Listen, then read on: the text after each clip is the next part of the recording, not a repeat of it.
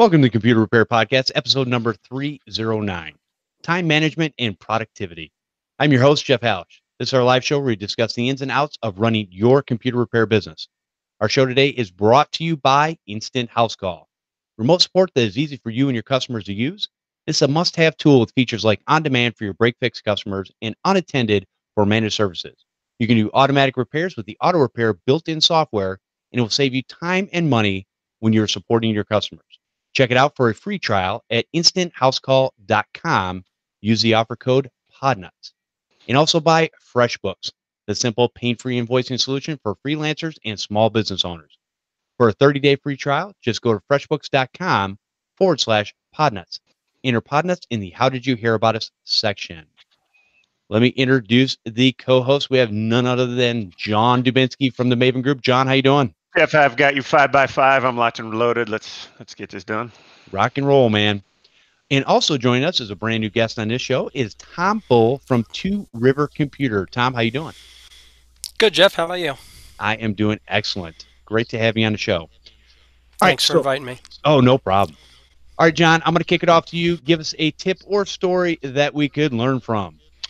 First, the reason we have a community is some of us know that one of our community members is struggling with some family and business matters. I'm not going to bring up the details because I didn't ask him if I could share that, but just everybody count your blessings and just send a little thought out to the PodNuts community to help somebody out.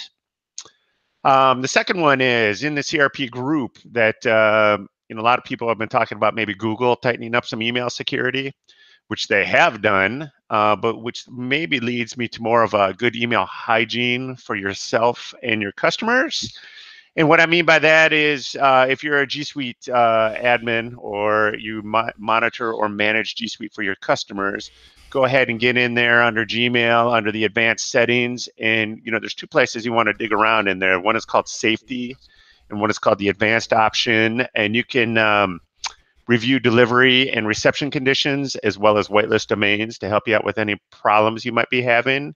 But really what you want to pay attention to, and we've talked about this a little bit on the show before, is make sure that one, your domain has a good SPF record, and I'll have links to all this stuff in the show notes, and then make sure you're utilizing DKIM and DMARC, because those things are going to be very important, if not now, even more so in the future. There's a great site called, I'm going to call it Demarkian. I'm not sure if that's how you pronounce it, but they have a lot of these tools available for you to check your site, check your domain, check your records, and it is totally free. They even provide some loose and very helpful support for free. So check that out. And I have all sorts of details in the show notes that you can, that'll be linked to help you if you don't understand any of this. And of course, you can always poke us in the CRP group, and somebody that knows even more than I do, which is most people, can help you out as well. That's my big tip of the day. And the last thing is, it sounds like a lot of us, we all know about TechCon, and that's going to be awesome. We got a great, another great sponsor, which is going to be fantastic. But before TechCon in May, a lot of us are thinking about the Channel Pro Forum in Chicago. And a lot of us are meeting up there. So I just wanted to throw that out and to make sure that everybody knew that a lot of us were going to be there. And I have all the details in the show notes on that as well. That's it for this week, Jeff. Thanks, John. As usual, awesome job. All right, and Tom, I'm going to throw it over to you. Give us a tip or story that we could learn from.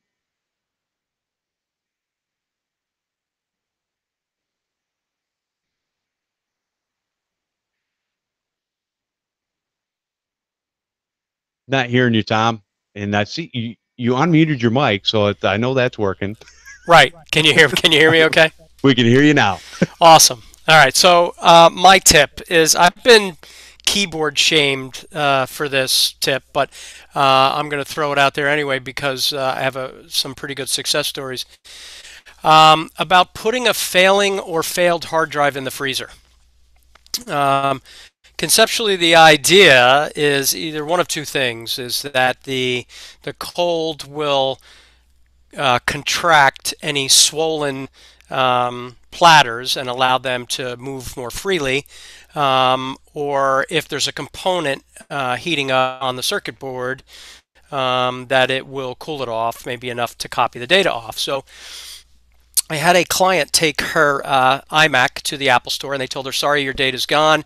You've lost every precious memory, every photo."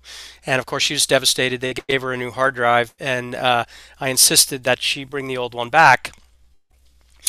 So I tried some typical stuff, that we always try, the software that we use, and I wasn't getting anywhere. So out of desperation, I put it in the freezer because I remember doing that back. See how far back you guys go. Back when the hard drives were MFM and RLL, if you remember that pre-IDE hard drives, that putting them in the freezer was the perfectly legitimate thing to do. Even giving them a good whack on the counter wasn't a bad practice. So I'm trying everything, nothing's working. Thanks Put for it in the making me freezer, feel and I was old, able Tom. to. So you didn't need my help for that, John. So able to put it in the free pictures, and I put it back in the.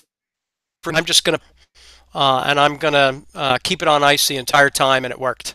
So this thing I lovingly call my hillbilly hard drive cooler, because it's pretty redneck looking, and but does the save more hard drive. So it's whether it's, if you agree or disagree. I've tried it. It's worked. Maybe not. It is something to do if you're really desperate. That's good to know. And I'll tell you what, there is always a Hail Mary that you can use in your business, and that's a fact. There are things that will work, and all you need to do is work one time. I remember taking an old keyboard that was really, really nasty. I'd always heard this thing where you could throw a keyboard in a dishwasher. This thing was so nasty that I decided to throw it in the dishwasher and wash it, and I did. I let it go through the cycle, and then just let it dry out thoroughly, and that keyboard worked just fine. It was a big old, I can't even remember what brand it was, but it was a heavy duty keyboard from way back in the day. Yeah, and I can remember slamming the MFM and RLL drives on the desk, pulling them out of some IBM servers that were running some old Unix. The guy, I remember the first time doing it, that IBM support guy said, "Yeah, okay, turn it off. Let's yank those out, and then what you're gonna do is slam that down on the desk." And I was like, "Say that again." So, yeah. But it worked. It worked. That's awesome. All right, so my story, we're not even going to give you a tip this week. My story is basically this. Trying to help a friend out, and I'm going to tell you the non-explicit version because John's already heard the explicit version. I was trying to help a friend out, so I left work. Actually, this happened to me yesterday. Guy says, "Hey, I built this brand new computer a couple years ago. It just doesn't seem like it's running right. It's got an SSD. It's a Samsung 850 Evo. We talked about all the things he was going to put in this thing. It was a 6700 Intel processor, Core i7. I mean, it was a nice machine, nice video card. He just said, "Yeah, it's not running right." And he goes, "Asus keeps sending me emails and wanting me to update the chipset drivers, and then they fail." And right there, I'm going, I've had hundreds of Asus boards, and all my stuff's registered with them, and they've never once sent me an email saying, "Hey, we got chipset drivers." It doesn't happen. So I'm like, "Nah, we got something else going on." So I sit down, look at it. First thing I do, computer was built in 2016, end of. I go in the BIOS. Let's see what's going on. Put everything back to default. I don't know, I don't know what's exactly going on at this point. And I look at the BIOS, I go, we can do an update. It's real easy to do. Click in, boom, restart it, goes ahead, does the update. Well, right after that, the computer shut off. So I'm pushing the power button. Nothing. And I'm like, you got to be kidding me. So sitting there thinking, I'm like going, I know in my head already it's a hardware problem. There's a piece of hardware that is doing something that it's not supposed to do. Of course, because I just updated the BIOS, which had nothing to do. I mean, the motherboard, but they'll always, the newer Asus boards always flash back anyway, so it doesn't matter. The thing is, he's like, "Well, do you think the BIOS update did it?" No. So I'm pulling everything out. I'm swapping the RAM out. I'm doing this. And then all of a sudden I get to a point where I'm like going, this fan keeps shutting off on its power supply. And it's a nice Corsair 750. It's got all these bells and whistles on it. Well, then come to find out, He's got these cables I've never seen before. And apparently he ordered these cables from Canada separately for this particular drive, which I'm like, fine, whatever, and they fit that drive. So long story short, so I didn't have my power tester for my power supply because, again, I didn't come over there to do that. I just came over to tweak the software on his computer. I figured it'd be no big deal. Half hour in and out. No. And then he proceeds to tell me that he can't live without his computer. I'm like, dude, go buy a laptop or watch something on Amazon or Prime or Netflix. Okay. So we go down to the local computer repair shop. Now here I am helping him out. And we've got to go down there, take the power supply, take the cords down there. Guy tests it. He goes, because when we called him up originally, actually my buddy called him. He said, hey, he goes, yeah, normally when the power supply goes, it goes out like that, where it turns on for a few minutes, shuts off. It's usually the CPU or motherboard. I'm like, dude, I'm not disagreeing with you, but I've only had 2 processors that's ever failed on me in the last 18 some odd years. So it's not very common. Motherboard, yes, maybe. I've had those fail within 8 months. And so guy tested, he was like, yeah. He's like, we're getting it's keeping the voltage. He goes, but this fan keeps shutting off. I go, yeah, there's a short in the power supply. And I looked at my buddy, I go, listen, not to be arrogant or anything, but I said, I'm rarely wrong. When I look at this stuff, I just see it and it was there. And so he was like, okay, well, he goes, you got a power supply? Guy's like, yeah. So he bought an EVGA 750. Okay, no big deal. So I get back, I'm putting a power supply in, I'm plugging the cables in, and all of a sudden I figure out that his cables that he bought for the Corsair power supply, obviously nobody makes their cables and their little pin connectors identically the same. Well, I shouldn't say that. The pin connectors are identically the same. It's the catches they put in a different spot. The little plastic thing you push on and push into the power supply. And so I looked at the blue cables and I just started ripping cables out. At this point, I was a little more than miffed because I'm just like, are you kidding me? I'm like going, hey, dude, your blue cables, they're gone. And I'm like throwing them across the office. I'm like, they're out of here. We're putting the cables that came with this power supply. So I plug everything back in, boot it up, boom, no problem. So then I got to finish putting everything back together, eating the cables up, all that kind of stuff. Get in the, he keeps coming back in and saying, so it's a power supply. Yeah, it's a power supply. It's, it happens. It's just one of those things where, why did it happen when I sat down for the first time on its computer and all of a sudden did a BIOS update? Now, if this had been a regular customer, a lot of people out there would have been like, oh my gosh, now, this person's looking at me and they're thinking I don't know what I'm doing. A lot of times stuff like that will just happen. So we get everything put back together. I go in there and then I start ripping out Slimware's driver updater, all the ASUS utilities that he's not using. He's like, what are you uninstalling? I'm like, everything you don't use or don't need. And I'm just ripping it. I don't even care. I'm just going down the list. I'm uninstalling everything. Reboot the system. Boom. It's booting back up. He goes, is that fast? I go, yeah. I said, my computer's like twice this. And I said, it's just as fast booting up. I said, it's quick. He goes, I thought it'd be quicker. Really? So anyways, long story short, everything worked out. I was able to, I got the system tweaked because there was really nothing on it within about probably 20 minutes. And I'm done. And I'm like going, dude, I'm out of here. I gotta go. So anyways, don't ever worry. If something like that does happen to you and you're at a customer's facility, or even if you're working out of your home or your office or repair shop, hey, stuff happens. And it's electronics will always fail at some point. You just got to remember that. So anyways, that's my story with a little bit of a tip. So the moral is no good deed goes unpunished, since you were helping a friend. And keep in mind that 8 months from now, when his mouse stops working, it's going to be your fault. Pretty much, because the power supply was my fault when I was Right. there for like 5 minutes. Right. And also, I own it. It's mine. Just making the show notes, just making sure we're clear. All right, let's take a quick break and then we'll get into our main topic. TechCon Unplugged, September 20th through the 22nd, 2019 in Grand Rapids, Michigan. Be there or be square. Here's what you get. You get all meals and snacks at the event, and you get to schmooze with all of us, which that's worth the price of admission right there, I think. That's just me. Anyways, no, we're going to feed you. We're going to make sure you're taken care of. We are going to Dave and Buster's on Saturday night. We're going to have a get together on Friday night, and then Saturday we've got breakfast and lunch, and then we're going to do dinner at Dave and Buster's. Now, I've heard certain people say that, Dave and Buster's is kind of a guy's place, and I'm here to tell you it's not.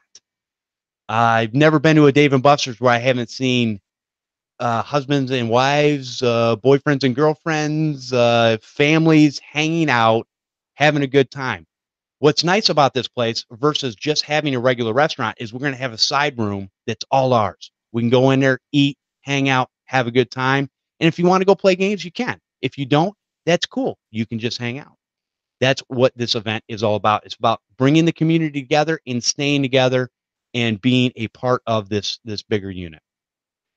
We're going to have also good, wholesome IT content, as we always do, with community invested vendors. That means the people that actually care about your business, and we want to support them because they want to support us. And it's a win-win situation where we get to work with side by side with vendors that actually care about our bottom line, and we care about their bottom line because we want them to stay in business so we can continue to use their products and services over the long haul. Because here's the thing. If everything was free, nobody made any money, then nobody's going to stay around. And we've seen that happen time and time again. And I'm really excited after the last show with the Compliancy Group that they've come on to be one of our major sponsors. Yes. So guys, if you do anything with compliance, HIPAA, even FINRA, PCI, Compliancy Group does all of that. So we're going to have a ton of content at the convention about that, directly related to us as small business owners, what we need to do and how we can help our clients, how we can hand that off to the Compliancy Group to take care of our clients. And Mark and I have even talked a little bit about maybe doing something even after the conference for those that attend that can be involved with, trying to get maybe our customers involved in some sort of webinar or webcast or some kind of stuff. So, a lot of that is just all tentative and all that, but I would go just for that. Awesome. Thanks, John. So what I'm going to tell everybody is go get your tickets right now, techconunplugged.com. Reserve your room. Stay in the hotel. The hotel is where everything's at. Dave and Buster's is a 6-minute walk. We're literally going to hang out Friday, Saturday, and Sunday together and have a great time in the wonderful backyard of John Dubinsky in Grand Rapids, Michigan. So, all right. So what we're going to talk about today is, hey, how do you stay productive in your business? And what are some of the things you can do? And Tom had brought this event, or it brought this topic up when him and I were emailing back and forth, and he said, hey, I just listened to your show, and here's some of the things that I've done back in the day. So I'm going to kick it over to Tom and kind of have him take this where he wants to go and let us know, what he was thinking about when he brought this topic to us. Tom?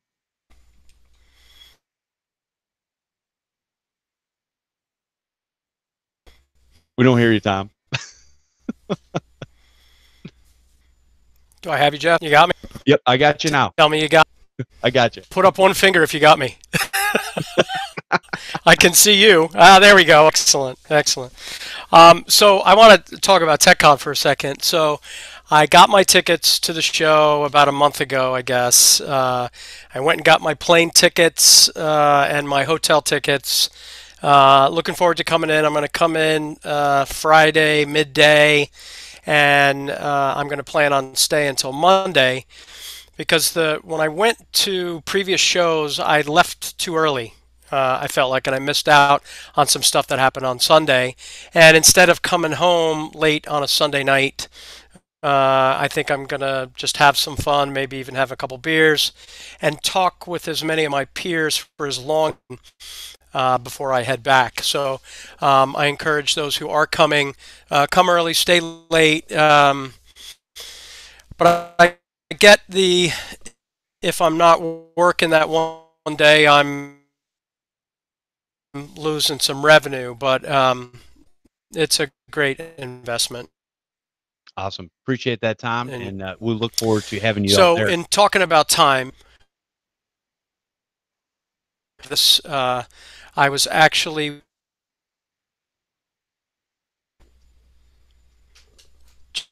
here. Tom, we're losing you. Yeah, I'm not sure. You want to check and see if you have anything running in the background that's Yeah, I taking up got nothing. resources? The It's only thing I weird. got. All right, I'm gonna close. I'm gonna close my Outlook. Well, that's one. I'm gonna close Word. I'll close. I'll close Word. Come on, he's really pushing that But that's 286. it. Oh, and the snippet because I had that running. So I'll close. Hard drive. Yeah, I got nothing else going. Okay. Now All right. you got me. Okay. Got you now. Yep. Go ahead. And then we just lost John. Okay. No, I'm here. I'm So just I'm going turning to up. keep going. So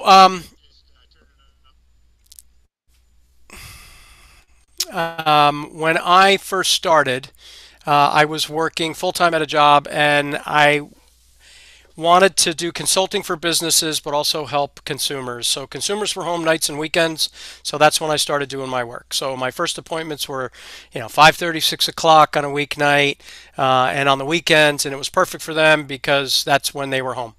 I live in an area where a lot of people commute to the city, to Wall Street, so they're never around during the week. So me working nights and weekends was perfect. So I started um, doing that, and that was going well. And 4 days, which then I asked if I could go to 3 days a week. And as the business started to grow, I started to go away from the one and go towards the other, towards Two River Computer full time. So time management became a really important thing for me, and I handle the work, home life. A disciple of repetition and of time management. I was pretty intent on doing all the right things at the right time. So I started doing work in my house. I didn't intend to fix computers when I started Two River Computer. I was consulting. I was saving the money on their phone bills and upgrading their internet and instituting point-to-point video teleconferencing, doing nothing of what I'm doing today. So that's what I started out as doing. So anyway, I started fixing the computers in my house, and I had a 6-foot table in the basement, and then I had 2, and then I had 3, and then I decided, okay, it's time to get out, and I had to move out to a shop, and people started coming, dropping their computers off. They were calling. They wanted on-site service. They wanted to drop off. They wanted to do multiple things, so I had to hire. And that's a great thing. Too much business forcing you to hire people is a great problem to have. But I still I was struggling a little with managing the time. So here's what I decided to do.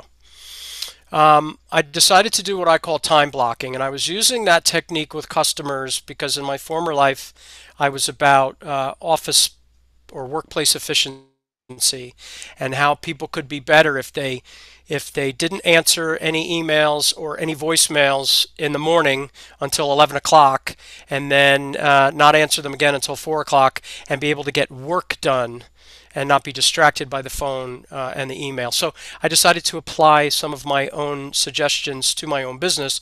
So as a result, my schedule kind of looks like this. Monday mornings from 9 to 10, I do marketing things. That may be writing a blog post, that may be editing an ad, that may be I do a lot of Hootsuite where I'm posting to multiple social media outlets at the same time. So I reserve Monday mornings for marketing.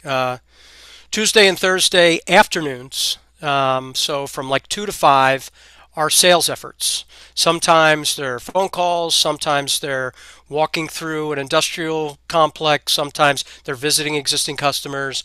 Whatever the case may be, it's all sales related efforts. Every Wednesday morning, I pay my bills and go to the bank.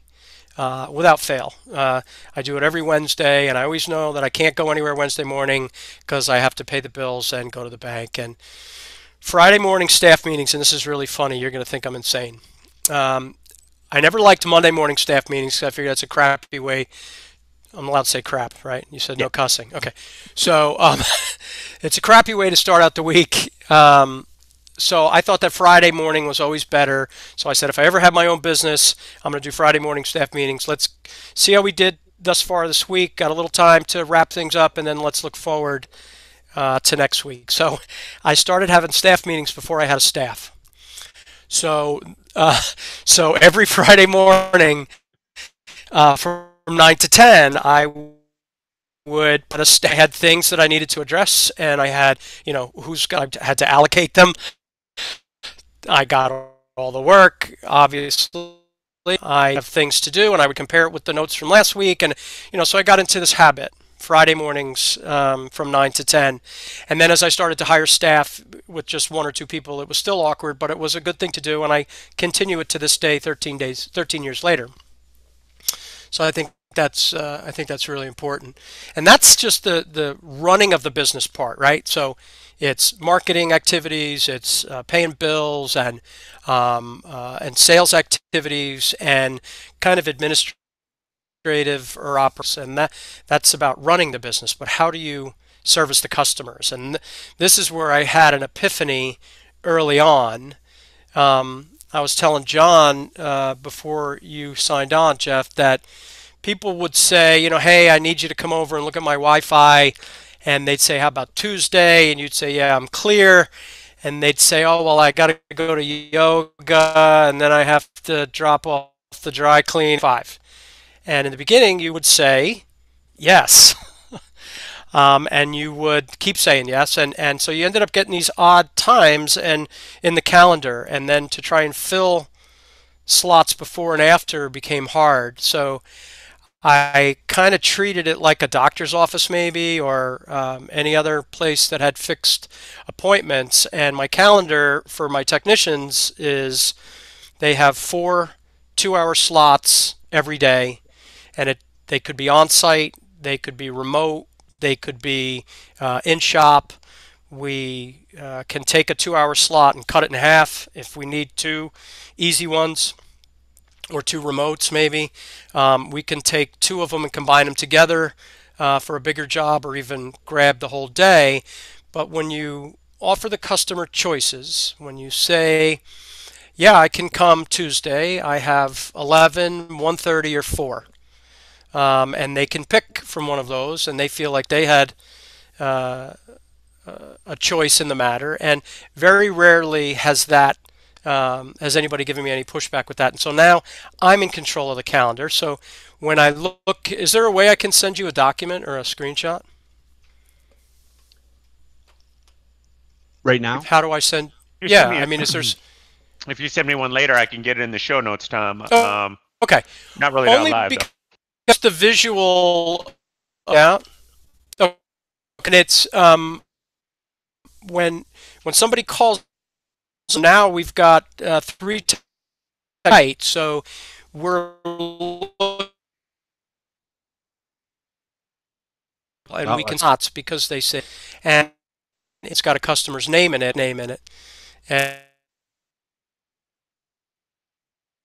and really well. Tom, we caught only the last part of that. Yeah, I'm not sure why you're dropping out. You were fine there for a little bit. So when it's switched, when things get, when it went bad is when John popped up on the screen. I'm blaming John. So the bottom line is, when somebody calls in, when a client calls in, we can easily see what the open slots are. It's not unlike a dentist or a doctor's office when they have that big appointment book, and they see all the opens, and they can decide which ones they can take. So my whole thing is about doing this. I'm getting the most out of a on-site technician, which in my experience, the most that I've been averaging is between 25 and 30 hours of billable time per week per technician. I really can't get more than that out of a 40-hour week. What do you guys think about that? Those are pretty good numbers. To be that high for one technician, that's really good. And I like what you're saying, Tom, because the thing about controlling what it is that you do for your customers and controlling your time, that makes so much more sense than just kind of wavering to what all the other customers, what customers want. And it's like, no, you're going to fit it into my schedule. Um, yeah, I like that. So that's a good way to look at it. John? Yeah, and now we lost John. He's there somewhere. It's one of those days.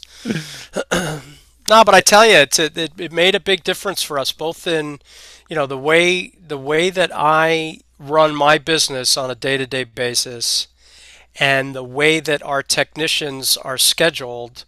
It just makes life so much easier. The woman that kind of runs there's always one person that's kind of your lead person, right? So we lovingly refer to Phyllis as Ticketron because she manages all the tickets. And we changed her name to Expo because she's the expediter. When on any given day we have two targets, we have noon and we have 5, and we say of the items that are in the shop, what tickets need to be done by noon and what tickets need to be done by 5. And so we kind of have a rolling thing. In the morning, we're looking at noon, but we're also looking at 5. And then in the afternoon, we're looking at 5, but we're also looking at noon for tomorrow morning. So the technicians always know, even though we've got Repair Shopper and they've got the tickets, I've got a TV out there that shows the dashboard and it's blinking and it's this has to happen. But unless somebody is appropriately and politely nagging them that I need this ticket by 5, I promised it or you promised it or whatever the case may be. And we don't get people that are unhappy, and we deliver. We how does that go? You under promise and over deliver, and it's all Right. Yeah. Yeah. Under promise, over deliver, and that's a rule of thumb that people need to adhere to, because a lot of times, and this is what I've kind of gone against some of the repair shops out there that will basically they'll bend over backwards to do whatever they can do to get a 24-hour turnaround. And I look at it from a standpoint, yeah, that's great customer service. You can only build that out for so long by yourself. And then even once you start to add customers, you're only going to be able to do so much. There's always a cap on that stuff. So I like to tell people 72 hours is better than any other place, Best Buy, Staples, whatever, that you're going to get these, computers fixed at. I remember people bringing me stuff because they had went back to places like Micro Center. Micro Center had it for 2 weeks. Now, my understanding is you're a little bit better now, but having that for 2 weeks, they're like, hey, I need this thing done. They bring it to me. I get it back in a couple days. I'm a superhero. So, I had to start looking at what is a reasonable amount of time to turn something around. Again, most people can live without their computers for a few days. It's perfectly fine, and it's a probably good experiment for those people to live without their computers for a few days. Hey, get on your phone, get on your tablet, get on your laptop, whatever. So, I'm glad you brought that up, the turnaround times, because we made an published the turnaround times. I was looking at it earlier, that we say there's certain things that can be done in 24, in 48, and in 72 hours. And in fact, I have it on the counter in check-in. And the reason I did that is, what's the expectation? Set the customer expectation up front. And when they get received into the system through Repair Shopper, it sends them an email that says the anticipated turnaround of time for this is X. And if you brought it in on Saturday, we won't start it until Monday. So it tells them kind of everything up front, and we also give them a path to a rush scenario. And what the rush scenario is very clear. It says, here's the turnaround time. It's either 24, 48, or 72. If you choose to purchase the rush option, we're going to knock 24 hours off it. So if it's a 24-hour repair, we can have it same day. If it's a 48-hour repair, we'll have it in a day. And if it's 72, we'll have it in 2. And people get it, and it's working, and people will pay us. And all it says is that you will be next. If you remember, there was a great Seinfeld episode about the best thing in the world is being next. It doesn't matter where you are, what you're doing, I'm next. And being next is the best thing in the world. So that's how we pitch it. And it works pretty well. That's good. I like that. John, you're being awful quiet over there.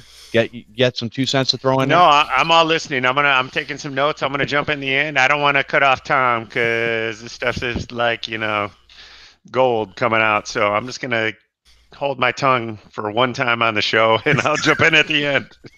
Sounds good.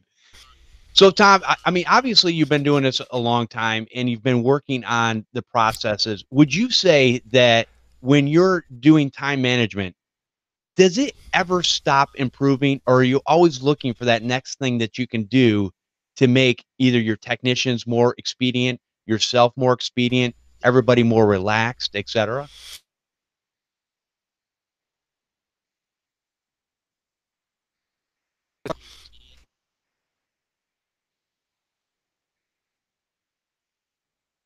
Yeah, we have a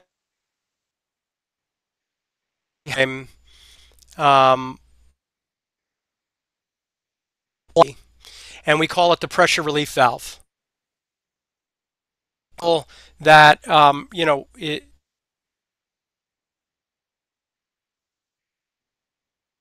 Yeah, you're dropping off, Tom. I don't know what's going on. That is the weirdest thing. I mean, even with a bad signal, you would normally 4 hours late. Can you hear us, Tom? And Yeah, we're not getting you. Well, Tom's working on that. I will jump in with something. screen. Yeah, put Jeff back up. When Jeff's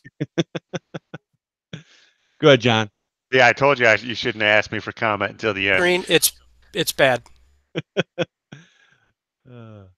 So anyways, everybody's probably heard of the application called Basecamp online, and I don't know whether you use that or not, but they kind of have some interesting philosophies on how to do business and all that. But I think a lot about what I'm hearing from Tom, he has the science down on the time management, the customer relationships, managing customer expectations, all that kind of stuff, which I'm obviously in my business, even as a solo tech, not having to manage other people like Tom does, all that stuff still comes into play. It also brings up a conversation that I've had with Paco about, how do you fill those buckets of time so that you're not driving across town, but still meeting, so you're not spending 3 or 4 hours in the car, which is more important to somebody like Paco in Chicago than it is to me, but it's still gas, money, and time.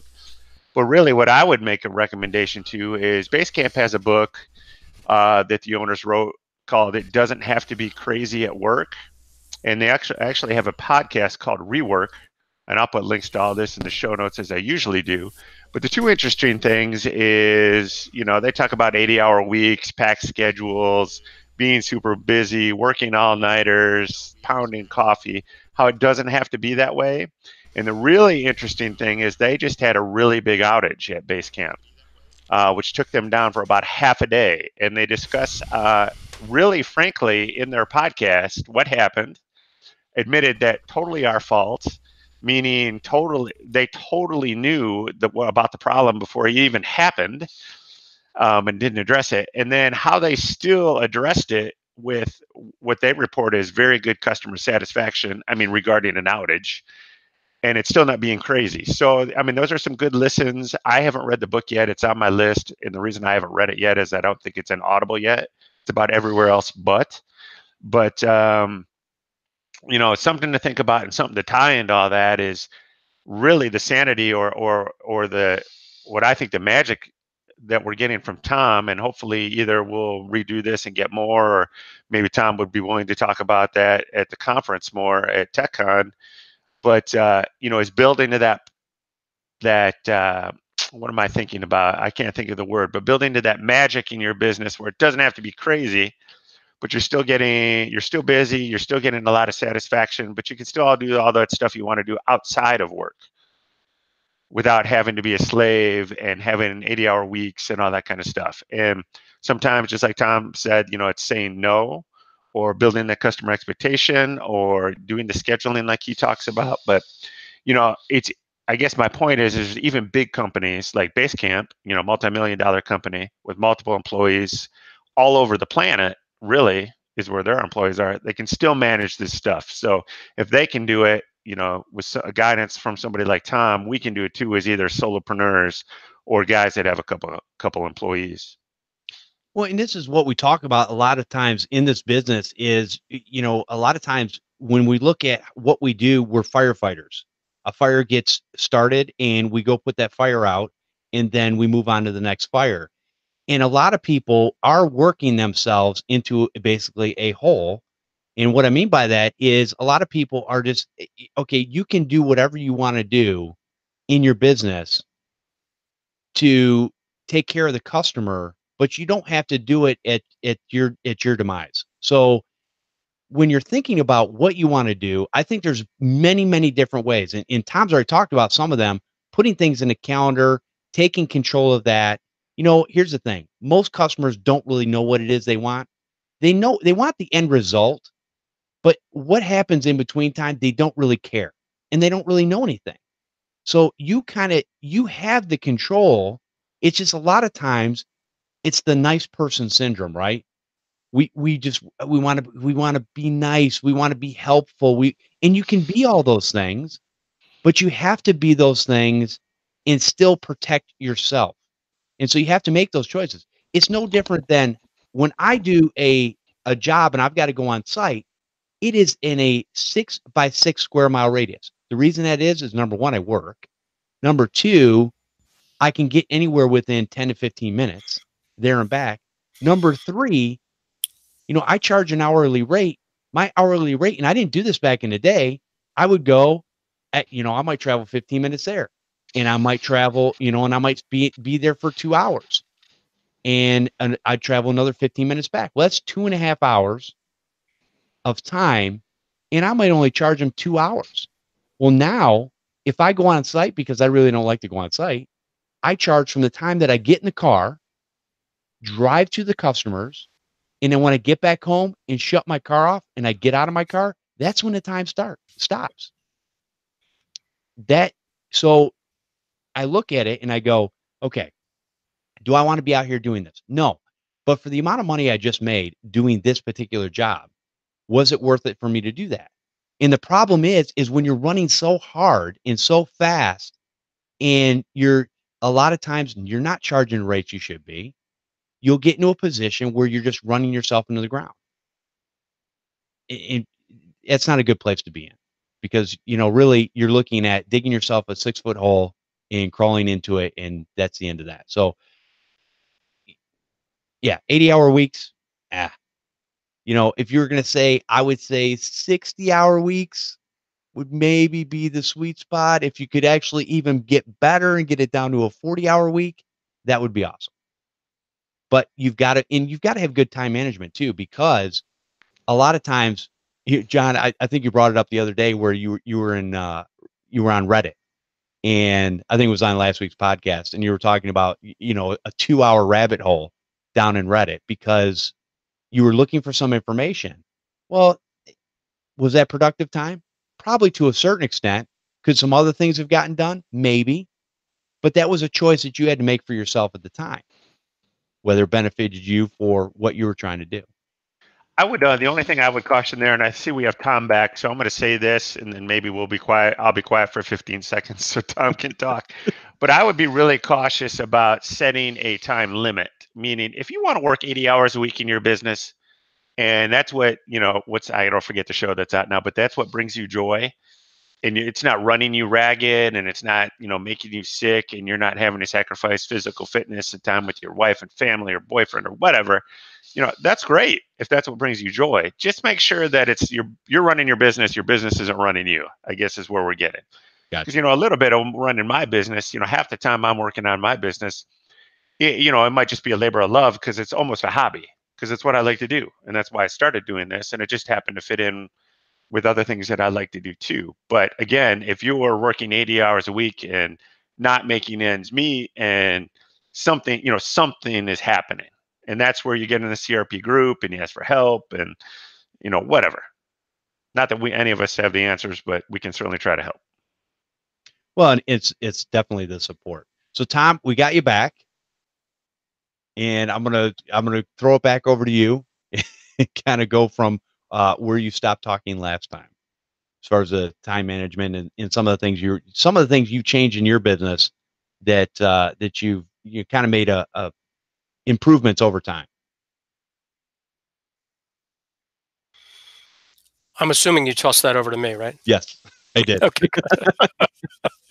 Sorry, I tried to do a restart there to see if it would improve anything, but yeah, I mean, the things that for me if any of you, I'm sure both of you have read this, and maybe those who are watching read E-Myth.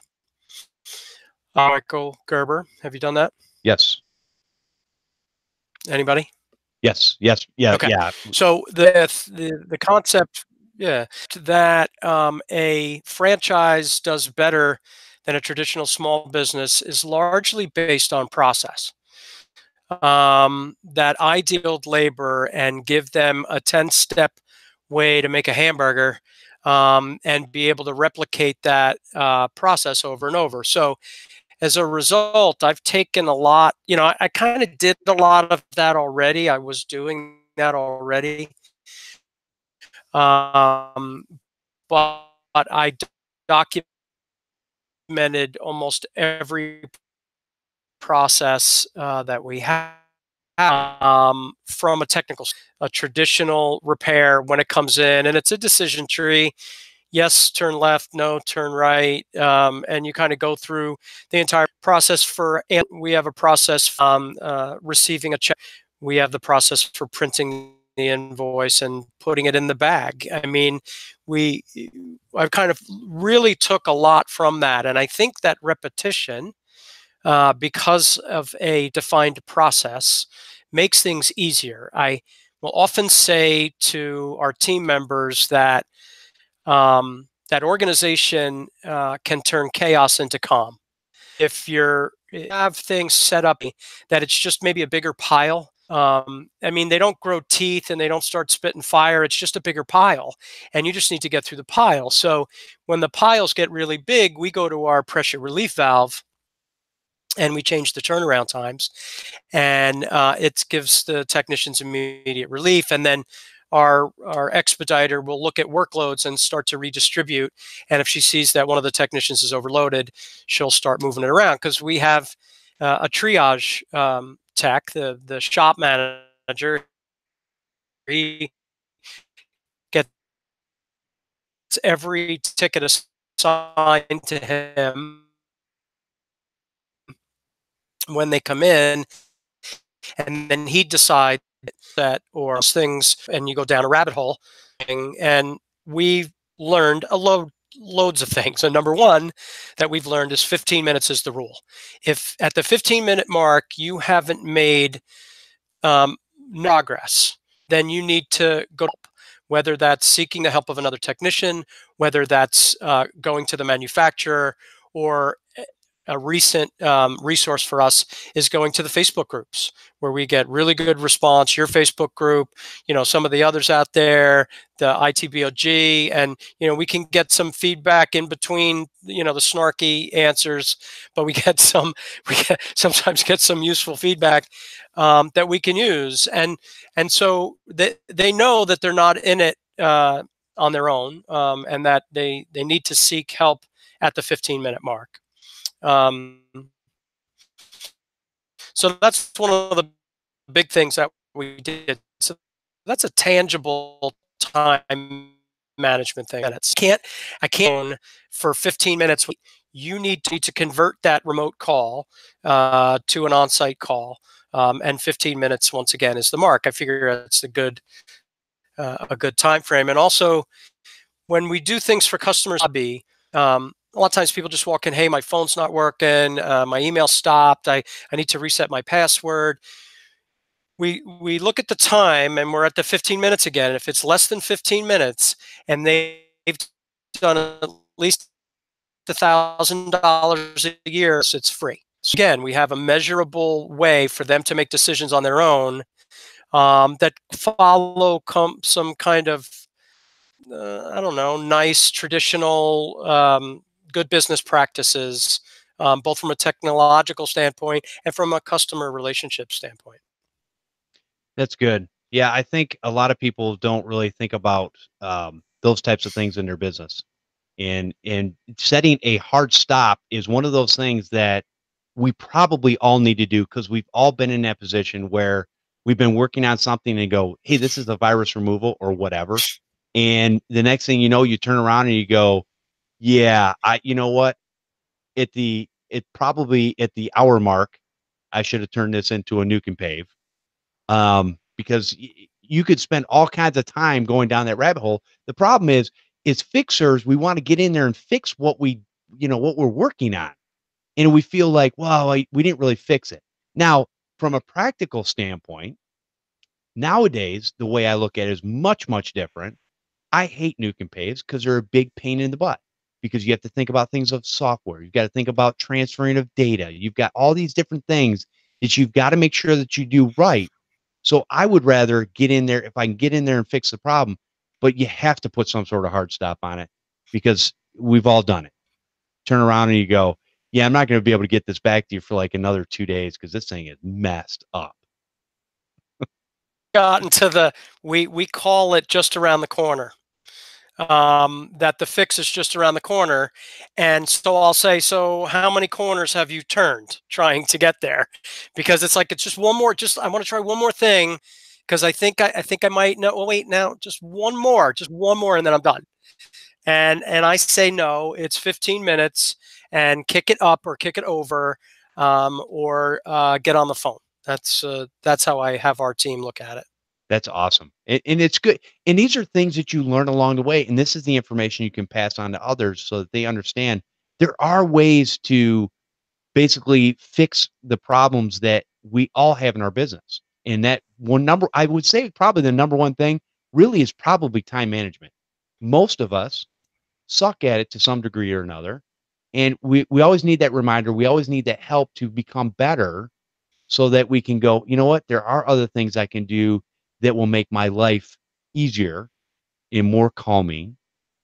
All right. So I'll tell you what, let's take a quick break and then we'll kind of get back in the end of this topic. You guys think of any ending things that you want to talk about as far as time management, productivity, anything we haven't touched on yet?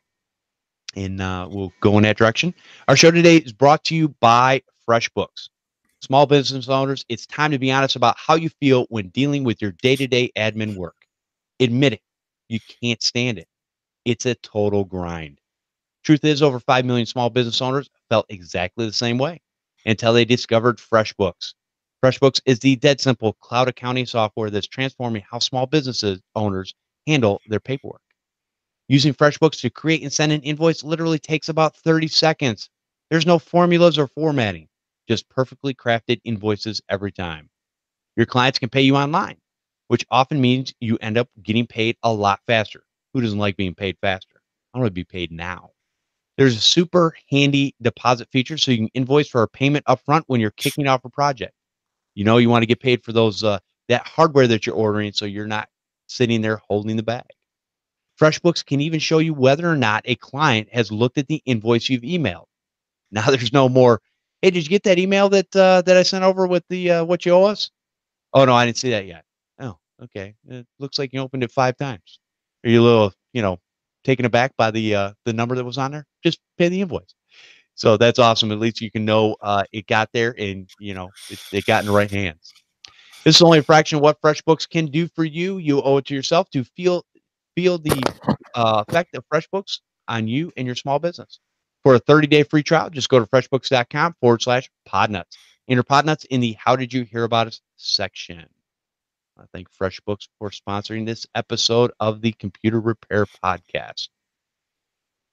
All right, Tom, I'm gonna kick it over to you. Is there anything that we have not covered as far as time management, productivity? Any lasting thoughts that we want to leave the audience with? I think the biggest thing is committing to do it. If any business owner would agree that 20% of what they do is overhead, that's running the business, and then 80% of it is generating revenue. If you're a cog in the wheel of the machine that is your business, you need to identify and acknowledge that 20% of your time is going to be not billable. Now, whether that's 20% of 40 hours or 20% of 80 hours, whatever whatever you've set your time thing to be, you have to acknowledge it and address it. So to me, I want to be more about turning the crank of my machine rather than being a small or big wheel in that mechanism. So I'm making a change myself this year, but I'm better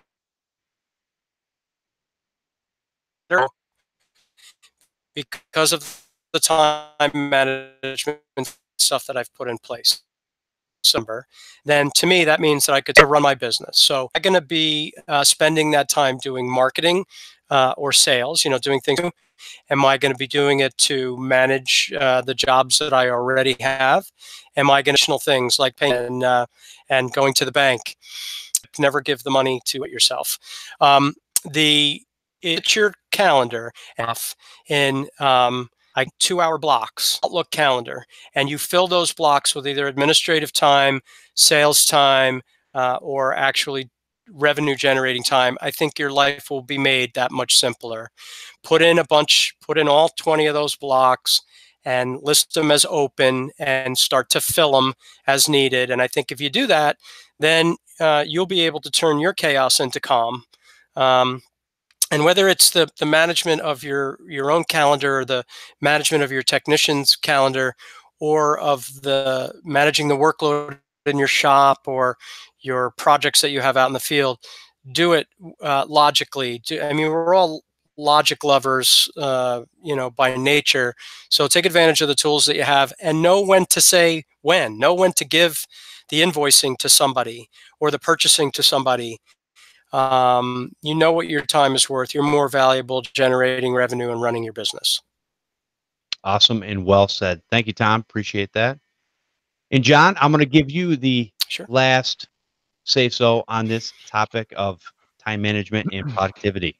Well, I'm going to sum it up by a comment in the chat, which says, Tom Bull is a master business owner if there ever was one. He is always 100% on his game. So if Tom was here, I'd be slapping him a high five. But yeah, this is exactly what every business owner, and I would suggest, especially what we need as IT providers needs, this kind of management and control, to get some sort of control in our businesses. So.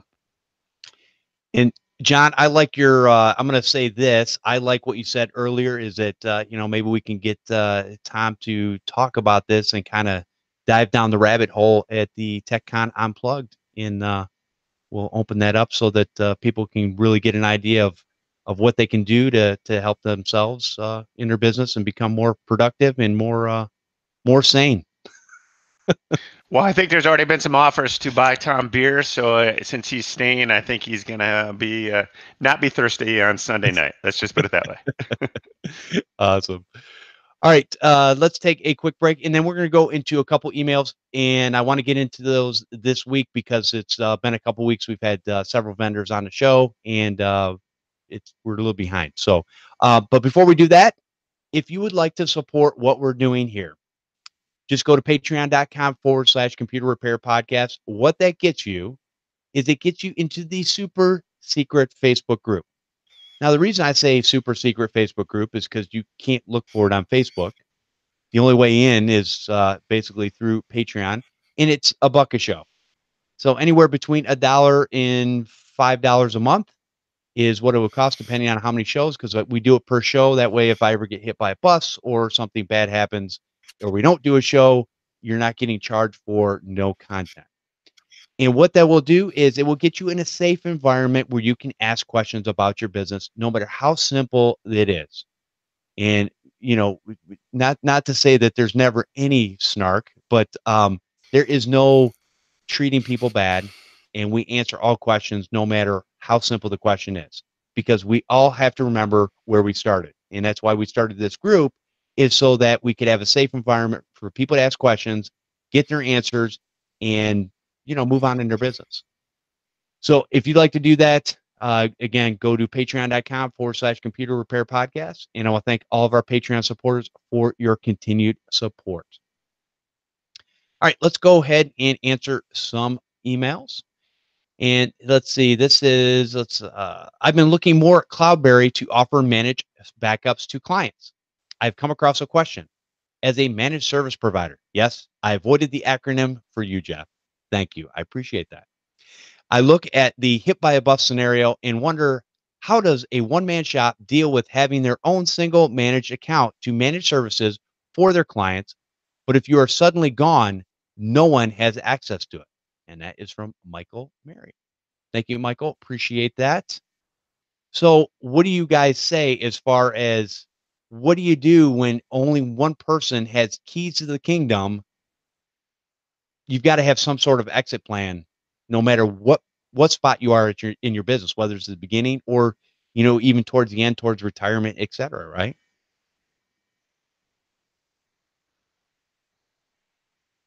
Tom, I'll kick it over to you and let you go ahead and answer that first, and we'll get John in there.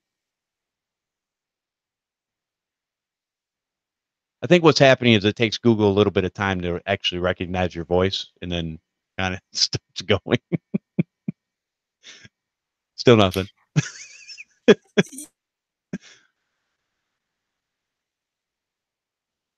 I feel like we're on a Verizon commercial. Can you hear me now? So there was a little choppy there for me, please.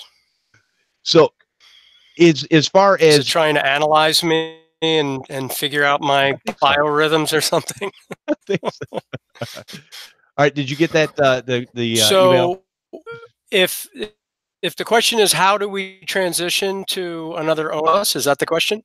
Well, the question is basically if I just get hit? If you have the keys to the kingdom, in other words, you have the keys to your RMM service, you've got the passwords and all that kind of stuff. What happens if all of a sudden you get hit by a bus or you're no longer here?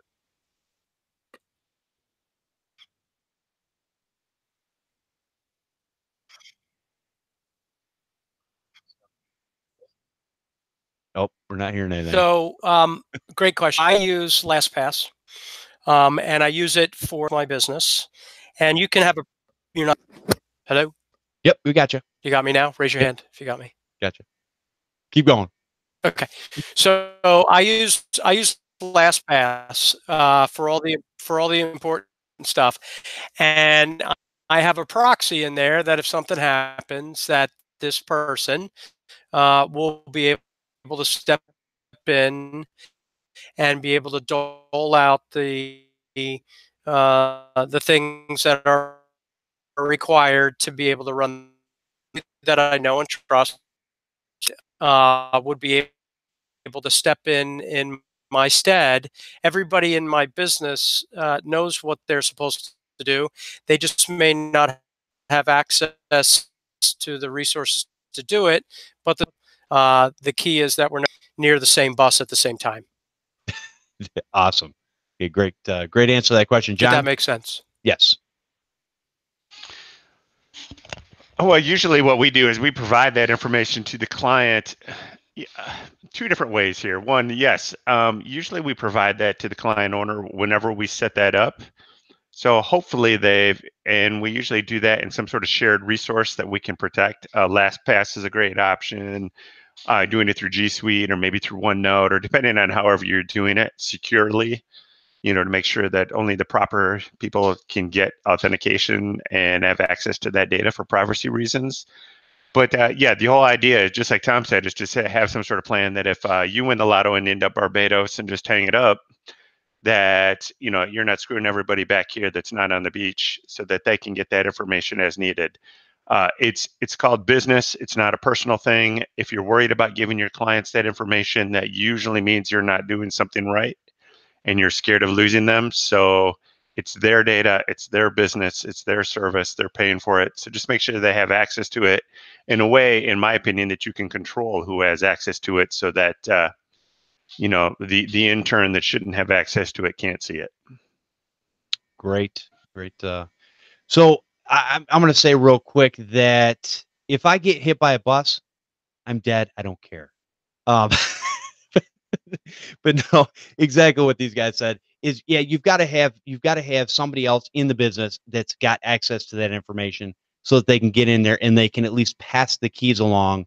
And really, I'm a believer with John that the client should have their information.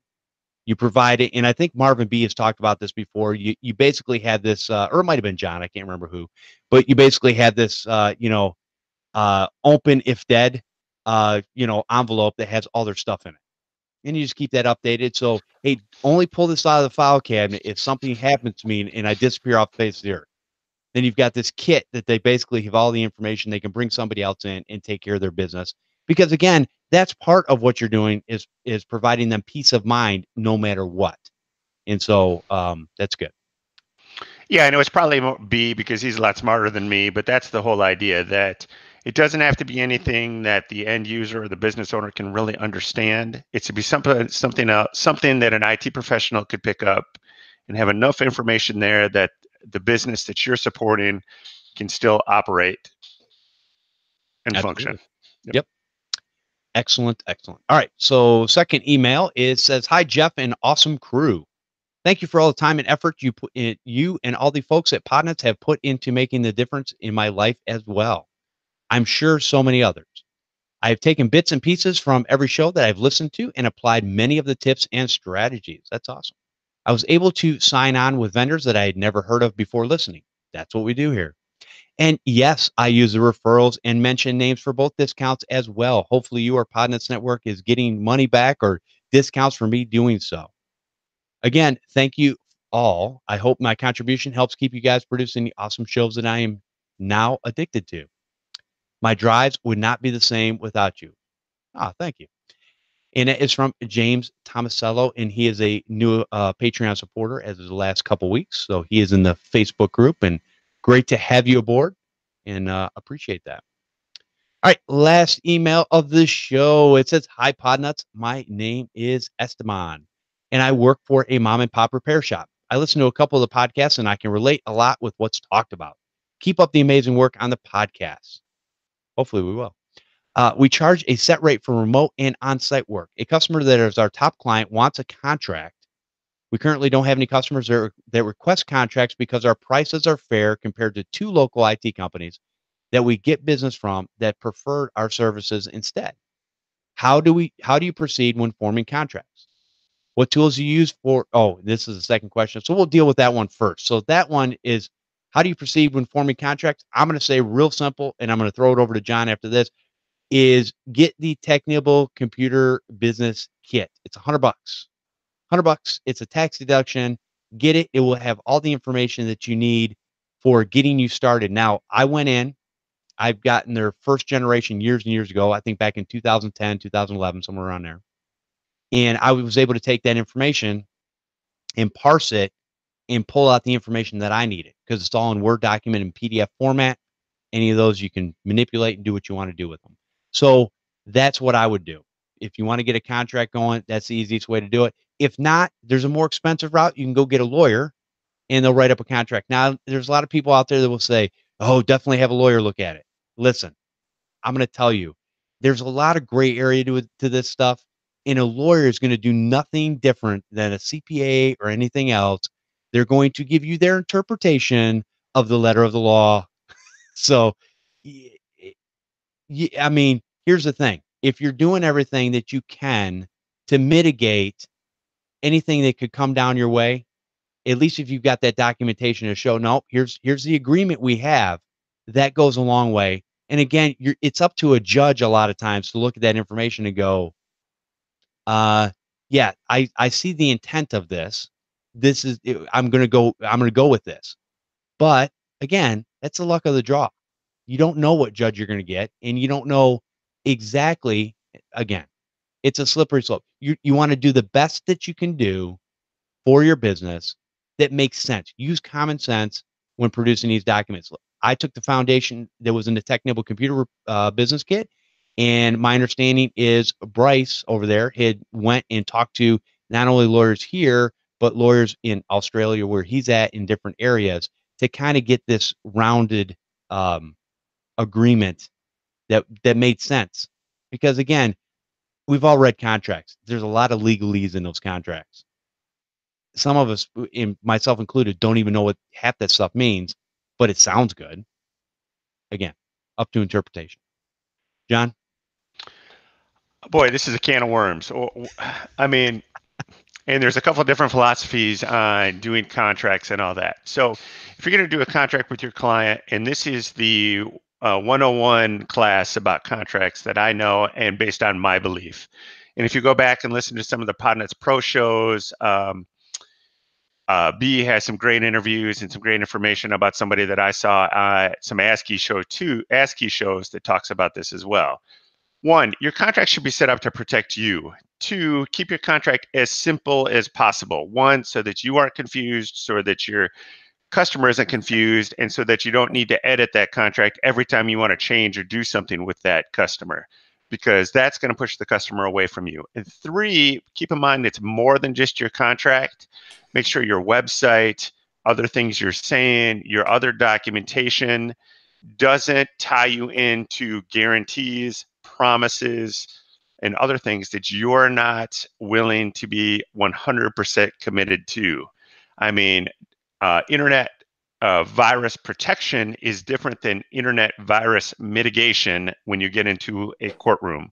So the terms that you use in your marketing are as important as your contracts. So keep that in mind.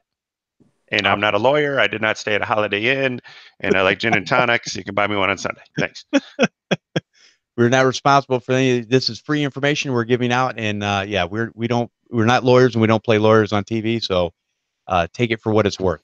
I mean, what I do is I don't have a contract. I have a handshake deal, and it was Bradley Gross who I saw at the ASCII conference that B is talking about. Thanks, Jerry. I have a term sheet that it covers everything. That basically states who's responsible for what. And it's one page. It's about 10 questions, all in plain English, or as much as I could get it in plain English. And I did have a lawyer review it. It was worth a couple $100 that it took. Not that another lawyer couldn't poke holes into it, but at least it's quote unquote legal. Whatever you want to mean by that. But my idea with my clients is I don't have a contract. You can leave anytime you want. I ask month to month, so on and so forth. And, we've been over that on other shows. So, Tom, we're talking about how do you proceed when forming a contract? What do you do in your business? I started the same as you. I did the TechNut thing. And I guess generation one, because I started making my contracts, I think back in 2008. You said it came out in 2010? I'm if I remember correctly, but I'm old time. I don't remember. So I wonder if I should get newer ones. But so I started with those, and I edited them. And there's two things about contracts for me. One was I like every page to have an initial line at the bottom, because if you have a 10-page document and only the last page has your signature on it, how do you know you can't change the first 9 pages and no one else will know? So I always have a signature or an initial line at the bottom of each contract. But I took the TechNut contracts, adjusted them to my business, and then I sent them to my attorney. And my attorney looked at them in that form, and he said, the one contract, he said, hey, if this computer thing doesn't work out for you, you might want to consider being a lawyer. He didn't know that I stole it or paid for it by someone else. But and basically my contract says in a nutshell, it's not our fault. That especially the consequential damages, and but if the rule is, it gives them some comfort. It gives the customer some comfort to know that there is a written document, and ours is month to month until it gets terminated by either party. So if you don't want to be on it, we don't want you on it, and if we don't want you on it, we'll kick you out. And everything's 30 days. So people, I think customers get a lot of peace of mind from that. Even if it is a month-to-month payment, if they're signing a year or 2-year agreement, they don't see it as month-to-month. They see it as a 1 or 2-year agreement. So I want to give them some comfort that they can get out if they don't like it. Very well said. So, yeah, as far as my contract is basically it's on the back of my intake form, and I know I shared a little portion that I actually came up with. I don't think it was from the no, matter of fact, that because I ran into a problem where somebody had left their computer with me, and I had no verbiage in the contract or in the intake form with my signed contract or whatever you want to call it to basically say, what do we do? Do I just hold on to this forever till somebody comes and pays for it? So I had to, I don't know where I got that information. I looked it up or something, but I came up with something that I thought sounded legalese and sounded right. And it was just very specific, but basically, and we joke. So I still use a paper intake form. I know, old school. I put that down because it's easier for people, quite honestly, to take a pen and write, and it's a heck of a lot quicker. Now maybe there's some technologies that are coming down the pike that'll make that things a little bit easier. But anyways, so they'll fill that out, and I have all the sections highlighted with a blue color to where they are supposed to fill their information out. They fill that out. I flip it over for them. I go read and sign that. And a lot of times you'll get the deer in headlights look, and people will look at it and go, "You want me to read all this?" I said, "No." I said, "You don't have to read it." I said, "Here's basically what it says. We're going to do the best job possible, and I'm responsible for nothing." Yeah. So, Yeah.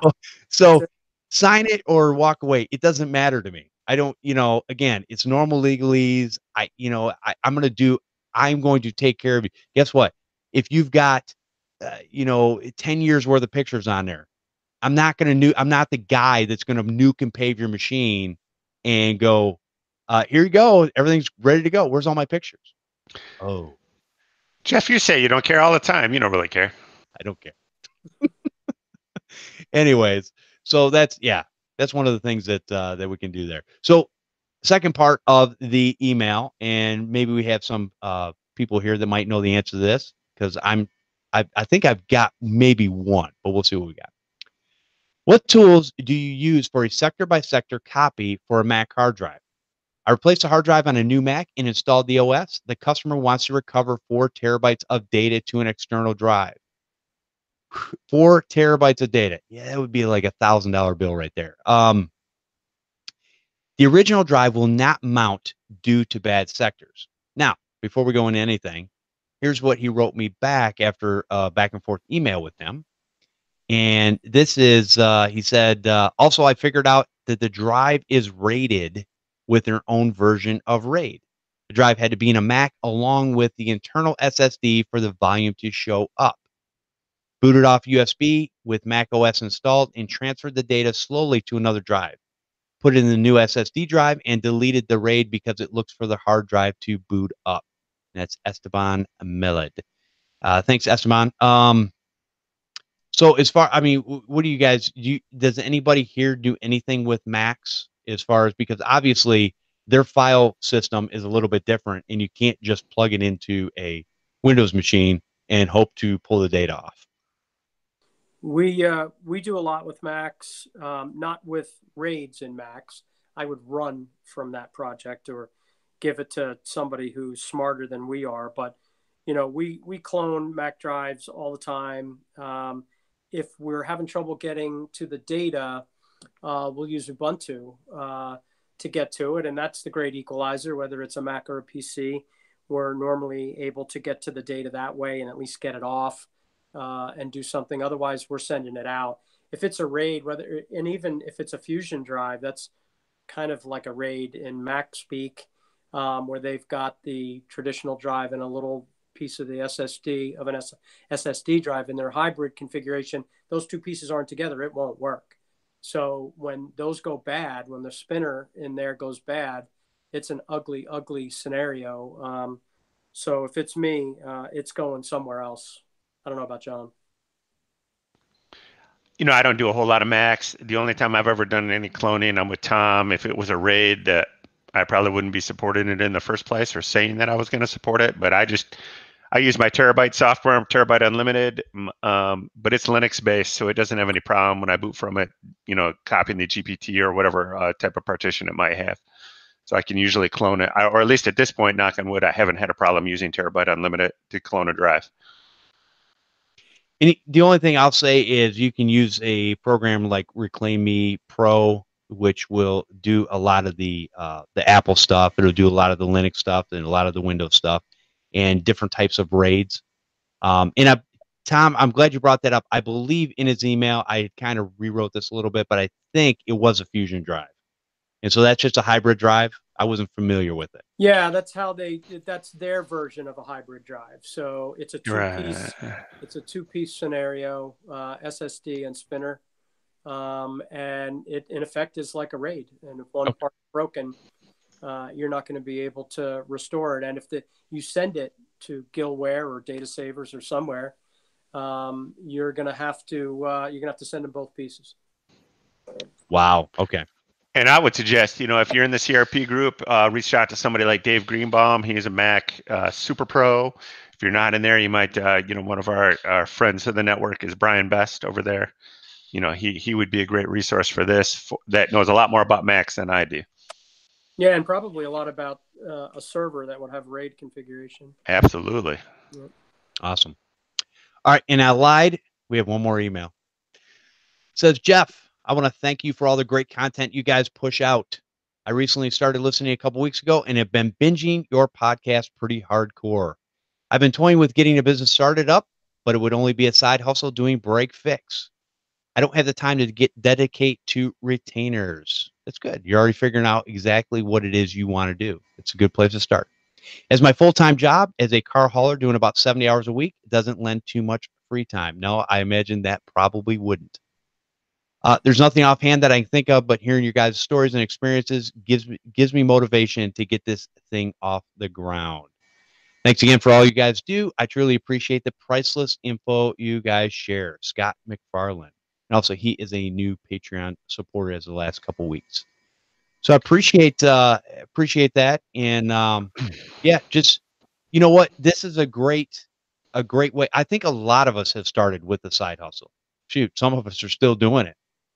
Hey, it's a little fun money, it keeps the business going. I have this dream one day that my kids will find an interest and maybe not find a job out there and want to take over the business, but we'll see. And it's always my plan B. In case anything happens with my full-time job, I have something I can jump right out into. So I like it. Plus, it keeps me in the technology, and I like technology. Building a computer every few years gets expensive. Did he say he was a car hauler? Yes. Whew, he's got some time to listen to, doesn't he? Oh, yeah. For him, man. Yeah, high five if he's doing that and doing a side hustle. Absolutely. Yeah, especially 70 hours a week. That's a lot of time on the road. Boom. All right, so let's go ahead and Tom, I appreciate you coming out here. And I don't know what you did towards the end of the podcast, but your audio sounds a heck of a lot better. I broke convention, and out of desperation, I launched it from my iPad. Oh, no kidding. Yeah, so you're on iPad right now. Wonderful. Yeah. Okay. Guess we should have done that from the get-go. Maybe. And it was funny because it seemed I was blaming you. I thought it was you because when John and I were talking earlier before you hopped on, it was great. We had no trouble. And then that is usually the way it is until you hit start broadcast. Okay. Then, yeah. Things change. Sure. Yeah. All right, but I'll let people know where they can find out more about you and get a hold of you if they had a question or something like that. Yeah, you can always visit me at www.tworivercomputer.com, TWO rivercomputer.com.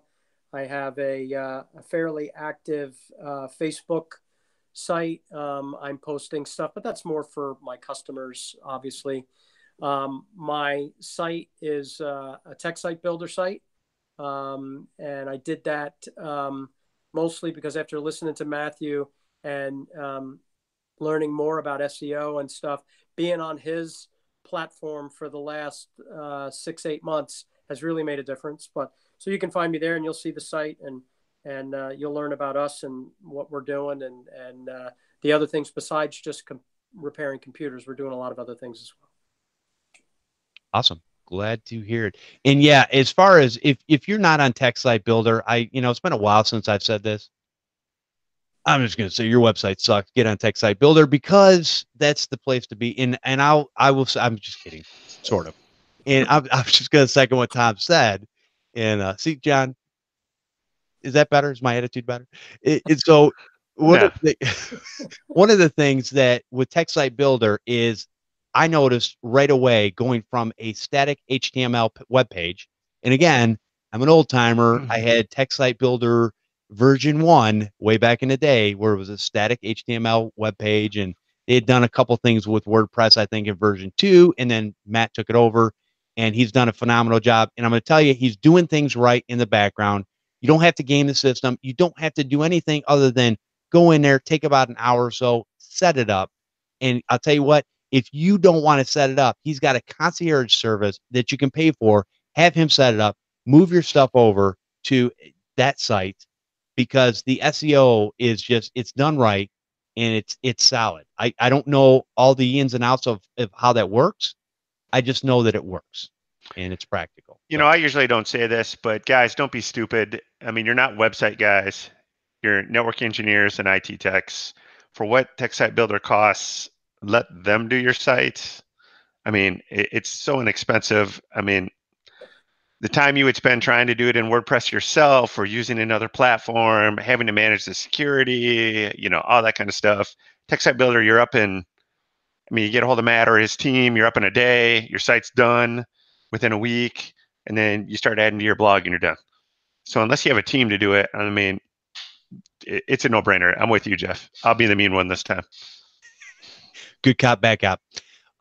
Yeah, definitely check that out. John, let people know where they can find you at too.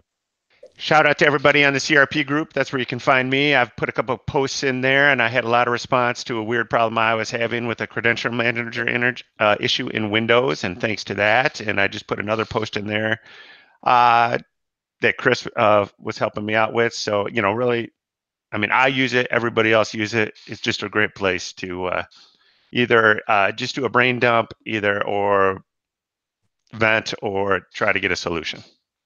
Awesome. Yeah. Excellent. Yes. And it's safe. All right.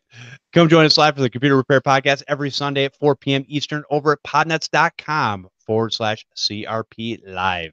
Join in on conversation by hanging out in the chat room.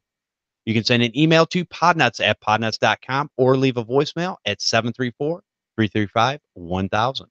I want to thank everyone for listening and subscribing to the show. We'll see you next time on the Computer Repair Podcast.